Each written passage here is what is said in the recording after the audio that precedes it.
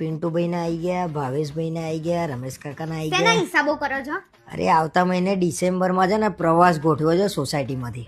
આ સરસ કામ કર્યું તમે. એમે ઘરે ને ઘરે કંટાળ્યા હતા. અરે પણ આમાં કેવું છે, આ પ્રવાસમાં ખાલી લઠ્ઠા જવાનું છે, લેડીઝોને નહીં લઈ જવાની. કેમ? એકલા પુરુષો અને એવા કેવા જવાના છો? તમે ક્યાં જવાના છો? સાચું કહું, થાઈલેન્ડનો પ્રવાસ ગોઠવ્યો છે. ક્યાં? થાઈલેન્ડ? હા. અને તમે એકલા? તો અમારે ક્યાં જવાનું? અરે તમારા માટે ગોઠવ્યો છે, તમને બધી લેડીઝોને ફેબ્રુઆરી મોકલવાની છે કાંકરિયા. શું? કાંકરિયા. તમે જજો કાંકરિયાને કૂદી જજો.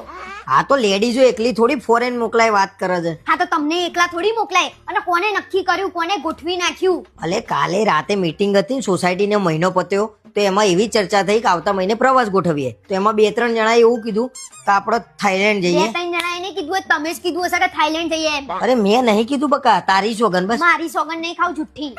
અરે યાર મેં પાછું એમ બી કીધું હું તો મારા બૈરા વગર ક્યાંય નહીં જઉં. નાટક કર્યા વગર આગળ બોલો. પણ એ બધાએ એવું કીધું કે તમે તો ચેરમેન છો, તમારે તો આવું જ પડશે કરણભાઈ. પણ આપણે ક્યાંય જવાનું થતું નહીં. ના પાડી દો, કેન્સલ કરાવી દો બધું. અરે ટિકિટો બુક થઈ ગઈ છે, સોસાયટીના બધા પુરુષ આવવાના છે, ડોલાથી માંડી નાના બધા જ આવવાના છે. બધા આવવાના છે? હા, ફ્લાઇટો બુક કરાઈ છે, ટિકિટો બુક થઈ ગઈ છે.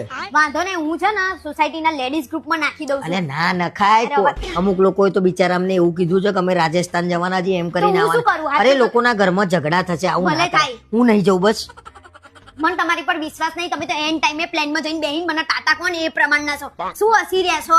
હું કહી જ દેવાની છું. અરે ના હું હા, છોડો. અરે હું નહીં જઉં તારી છોકન બસ. શું વાતે જુઠ્ઠી સોગનો મને કહેવા દો. અલ્યા હું નહીં જાઉં. અલ્યા પ્રોગ્રામ બગાડશે આને. મેં ખોટું કીધું, રાજસ્થાન જ કહેવાનું તું યાર. જુઠ્ઠું બોલશો મને? અરે કહી દીધું મેં. પૂરું, તમારો પ્લાન કેન્સલ. કેન્સલ તો નહીં થાય. હું ગમે તે રીતે ટિકિટ તો બુક કરાયેલી જ છે ને, થઈ જશે.